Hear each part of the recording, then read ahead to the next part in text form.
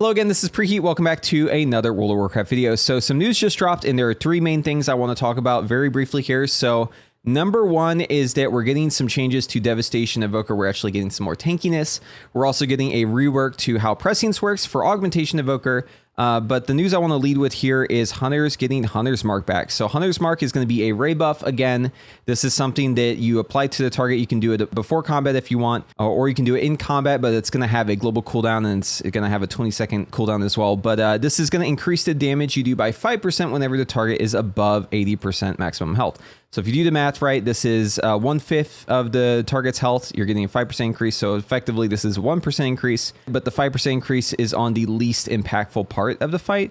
Usually having very, very high damage on the pole is something that you don't really need. Like you have to DPS stop very often at the start of the pole, whereas at the end of the pole in execute, it's always super important to have that damage. So having this do more damage at the end is probably preferable to having it do damage at the start. That being said, that's just not how it's designed, right? So I think overall this damage buff is pretty minor and you could probably just skip it entirely if you wanted to. I think the biggest gain for this is probably going to be on targets that have lower health that you need to burst down really, really quickly, because if you can Hunter's Mark them right away, right, you can have 5% more damage as you're trying to get through it. If the target's health is already at 90% by the time you finish your GCD to apply the 5%, then who cares? It's not really that impactful at all. So Blizzard stated themselves, we do not intend for you to move this damage buff around frequently. So I think this is a nice idea. I think it's okay, but it probably is too weak to really matter all that much. But you'll maybe think about bringing a Hunter to your raid comp, and that seems to be the stated goal. So overall, yeah, good luck, Hunters. I really wish you the best of luck in rallying to get this to not be on the GCD, because I think that will help a lot. But yeah, good luck. All right, moving on to more pressing news with Prescience. So we have Prescience now having 2 charges, and they're also making it so that Prescience now clears at the start of raid encounter, Mythic Plus start. One thing that's interesting about this change is that it does not mention anything about Ebb and Might. So, I mean, you could just, use your Ebb and Might right before the poll, and it kind of negates this whole thing. But I definitely think that this is something they'll look into, and I assume that in like the next notes, we're going to see that Ebb and Might also clears. At least I hope that they do something like that, or else you're just going to play around it, right, and have the same outcome.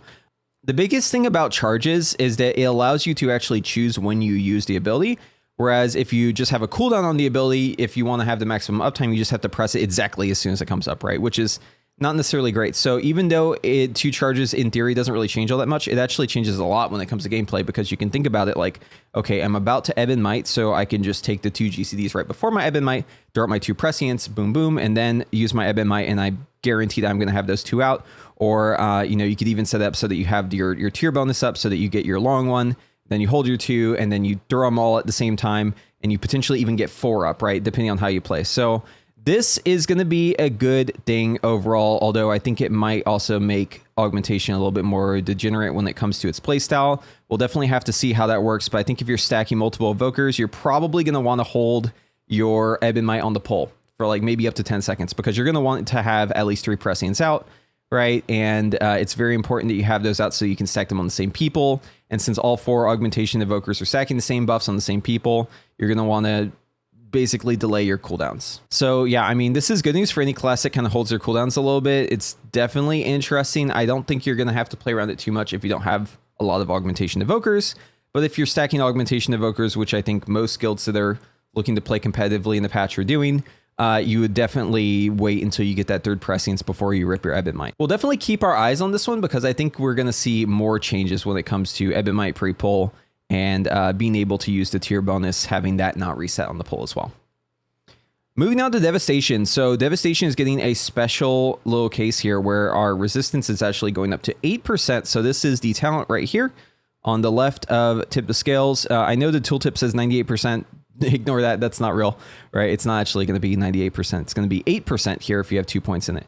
Either way, though, 8% magic damage taken reduction is pretty big for Devastation. Magic damage is definitely the biggest bane for Devastation Evoker. You've got pretty good armor mitigation when it comes to physical damage, but when it comes to magic damage, all you really have is this talent, right? So doubling it is going to go a long way. So we also have the Attune to the Dream talent increasing. It's going to go up to 6% now.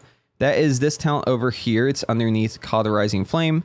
So yeah, not a lot of people take this talent usually. I know myself, I don't really prefer to take this talent, but it is definitely something to note. I mean, having it be 6% seems kind of big, although you are spending 2 points to get it to that point. So it's a bit of a big investment.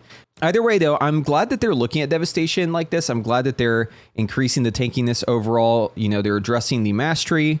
We already talked about that in the previous video, but they're making it so that the mastery is less effective and has kind of like a floor to it. So that should, in some ways, help the threat.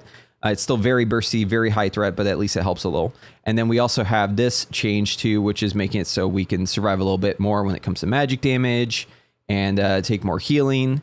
I don't really see any of this really moving the needle when it comes to tuning currently, but I think that that's more of a problem with augmentation than it is with devastation. So, I mean, these are all welcome changes. I think they're great, but I feel like with all three of these, we're kind of waiting to see more because I feel like it's maybe not all the way cooked yet.